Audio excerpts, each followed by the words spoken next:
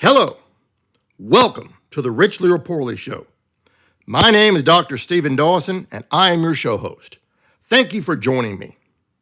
Please visit shdawson.com/podcast and click on the link offer to learn about the Richly or Poorly Show. I invite you to visit the podcast webpage. Scroll down to the bottom of this webpage to receive the transcript of each show episode. The transcripts await you, so you can copy either any or all of them to your device, so you can have them with you to help you live your life more richly. Please visit shdawson.com/subscribe to join my optional email list to receive time-sensitive news on the Richly or Poorly Show, my public speaking activities, and anything else that is suitable for me to send to you. Please listen to, follow, and like the show on Apple Podcast, Spotify, YouTube, and wherever you listen. And please remember to leave the show a nice review. Please share the show with your friends. Send them the link to my podcast webpage and offer to help them set up their device to subscribe to the show. Thank you to the 6 streaming services that syndicate the Richly or Poorly Show. Thank you to the anonymous individual and contributor sponsors of the Richly or Poorly Show. I am still looking for my first commercial sponsor.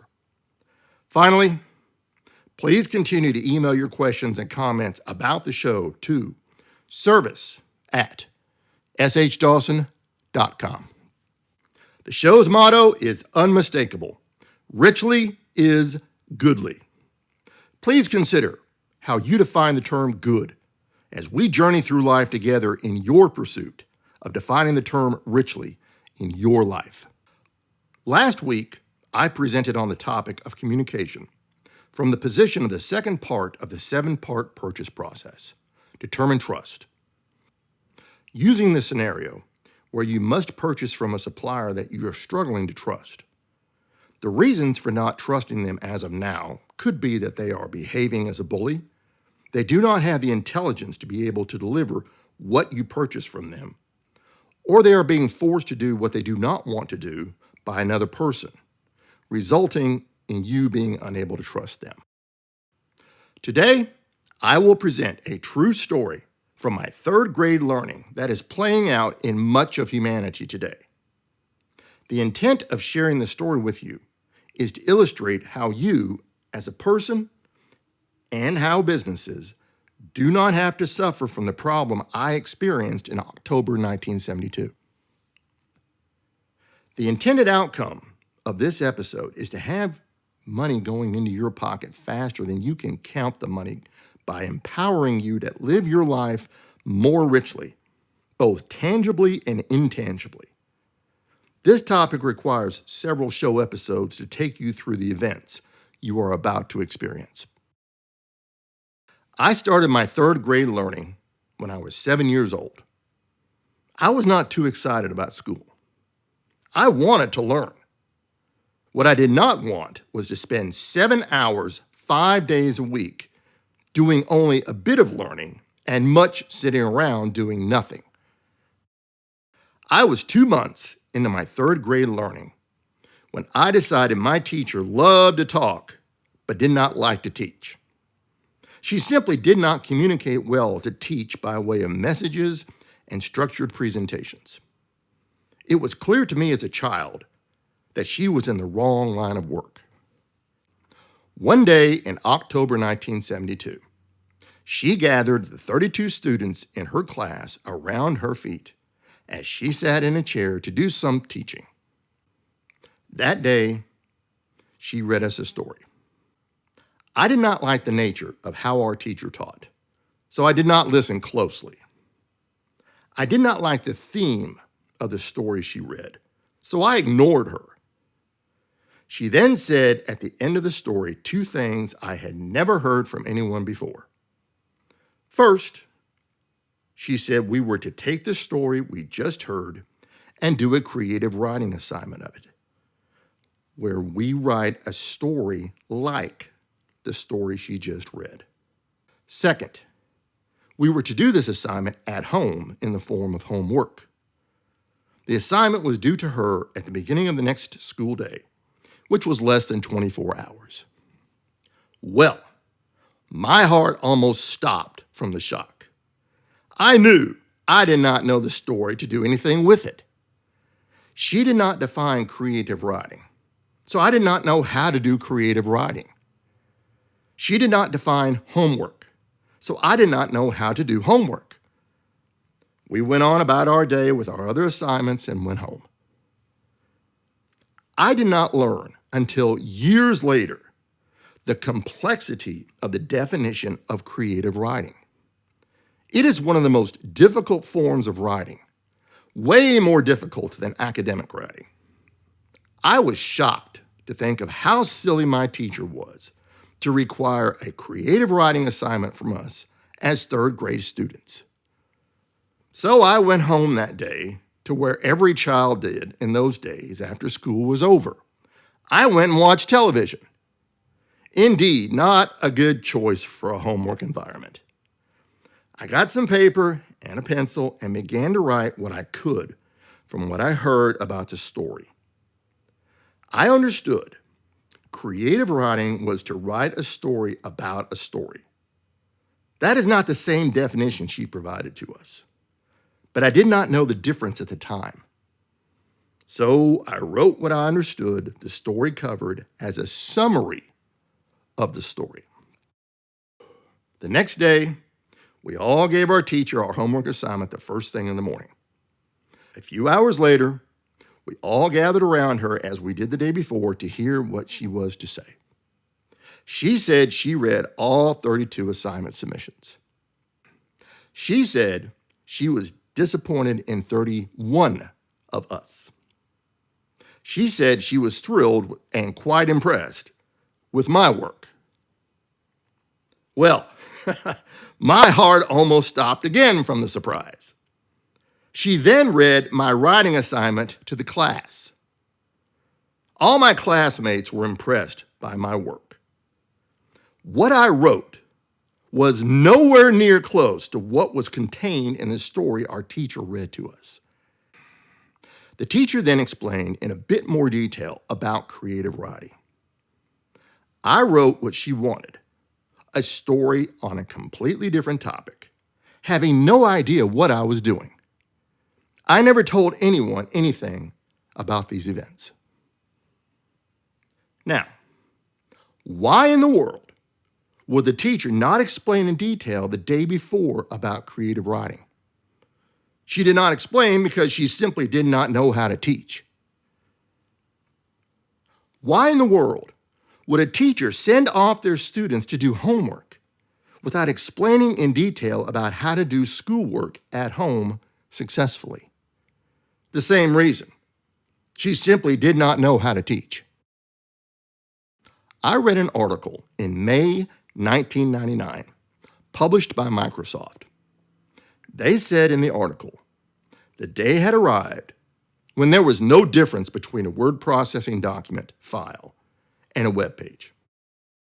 The point of the article was that their word processor, Microsoft Word, was able to export the material into a web page file that was ready for publishing. The article was a complete catastrophe for Microsoft.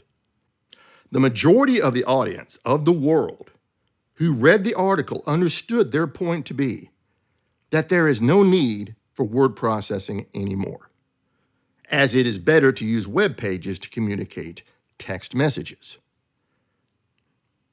So December 31st, 1999 came and went, where the world had to change all computer systems to be able to handle the date problem of 2 characters versus 4 characters for the year part of a date. Summarizing, the next year would have been seen as zeros, resulting in the year 1900, not the year 2000.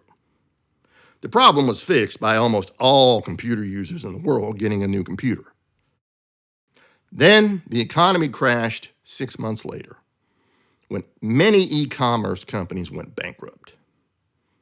Then, in September 2001, there was a terrorist attack in the United States. So when Microsoft released its next version of Microsoft Office in 2002, only about 40% of the computer users purchased it. This was a big change, as almost 100% of computer users since 1995 had purchased the various versions of Microsoft Office. Microsoft Office launched as a product in 1995. My work in computers since January 1989 helped to convince me in May of 1999 that putting a word processor into an application in a web browser instead of installing it on a computer would indeed be the end of Microsoft Office as a product. Google introduced the word processor in a web browser in 2015, and Microsoft in 2016. The features in a web processor as a web application from both Google and Microsoft improve by the day. Now, the part about the money going into your pocket faster than you can count the money. Here is where you can apply what I have told you today to your wallet that holds your money. The push from 2012 forward in the world of computers was to abandon all paper forms and archives in all businesses and government agencies. It was called going digital.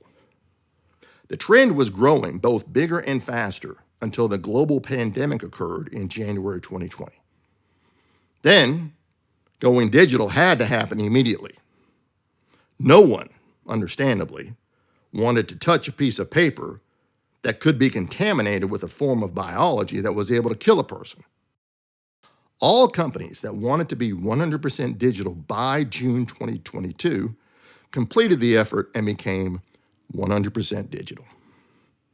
Now, here's the part you want to focus on about that money going into your pocket. Not all companies wanted to go 100% digital. Why, you ask?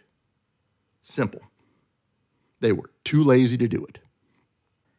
The companies that went 100% digital then were able to be more profitable because of the cost efficiencies gained by both structured processes and automation by computers. The companies that did not want to go 100% digital simply raised their prices to be more profitable by telling everyone it was due to inflation and the cost associated with the global pandemic. The accounting statements of all public companies showed clearly by 2024 of what companies were 100% digital by measuring who was delivering on manufacturing and selling and who was not. The rise of artificial intelligence in 2024 then raised more business cost, enabling companies to raise prices even further. 2025 marked the beginning of layoffs for lower skilled workers due to artificial intelligence being able to do the work of those workers. The work accomplished by word processing will never end. There is always a need to both capture and structure text, numbers, and pictures. Now, you may be wondering why a business would not want to use a word processor as a web application. Simple. The leaders of those businesses are not leading those businesses. They cannot find a way to get their employees to do the word processing work using a web application instead of a word processing file on a hard drive. The employees will not do word processing using a web application because they do not want to be accountable for their time and actions. This condition means there is no way to oversee an employee's performance, their progress, or to collaborate with the employee to accomplish the word processing work. An employee refusing to use a word processor in a web application is the same scenario I experienced in October 1972 with my creative writing homework assignment. So, what is next, you are asking? Simple. Those companies that did not go 100% digital will go bankrupt, be purchased in parts by other companies, and the workers will be out of a job. All workers, you ask? Not at first, but the executives will be out of a job immediately, as will all vice presidents and directors. The reason is they're the ones who led the company into bankruptcy. Keeping them as workers will only spread the failed leadership problem. The only ones who will have a job are the lower authority workers. They will help transfer business lines to the companies that purchase them. Then, those acquired workers will go through a layoff after a few years of work and be out of a job. Deeper still, the employees refusing to use a word processor in a web application could complain that they don't know how to use a word processor in a web application. The good news is that learning can be accomplished in approximately 1 hour of structured training. Now, I hear you saying to me that not all workers go through what I just presented. Remember, this is the age of artificial intelligence. AI is the difference this time. I have helped many families and businesses transition from Microsoft Office on their computers to using either Google or Microsoft Word Processor as a web application, along with the other technologies of the Office suite of applications. There are 6 distinct benefits of using a word processor by way of a web application. First, there is no file to fail on a hard drive. Second, there is no file on a hard drive that can be infected with a computer virus. Third, there is no file on a hard drive that will be lost when the hard drive dies. Fourth, the ability to share the word processing work through collaboration.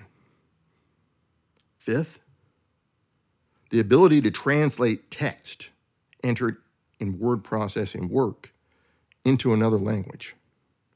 Finally, the ability to use artificial intelligence seamlessly with word processing work. Please understand my statement here about a hard drive is just as applicable to a USB drive. There is no reason that I can find for a teacher not to teach students, a leader not to lead businesses, employees not to do what their boss is paying them to do, and not to use a word processor in a web application. So you may be asking yourself now, who cares about any of what I just shared with you? Well, I have good news for you. That person is you, the one who wants to live their life more richly. You see, in less than 50 years from today, the world will have robots doing things like working the front desk of hotels, robots cleaning the rooms of hotels, and robots cleaning the laundry of the hotels. Robots will fix the robots that need fixing. Let's say a generation occurs every 20 years. This means that in 2 generations from today, there will be no more unqualified workers being paid to do work. This means immigration will not occur because there are no jobs for the service worker who has no skills. The absolute best commercial real estate construction I have ever seen is in Hong Kong. All construction occurs with cinder blocks, cement, bricks, metal, and glass. There is not one bit of wood to be found. Every square inch is accounted for in Hong Kong construction. So the construction workers of the future are the skilled laborers, not service laborers who have no skills. There will also be robots helping the skilled laborers with the real estate construction work. A person today, in 2026, who refuses to use a technology such as a word processor in any form is an unqualified worker. They will be out of a job in less than a decade from today. Those who can write meaningful messages, who can use a word processor to capture their writing, and can get their words onto a web page are the ones who will have work. Those who attempt to write in a language they do not understand will be out of work in less than a decade.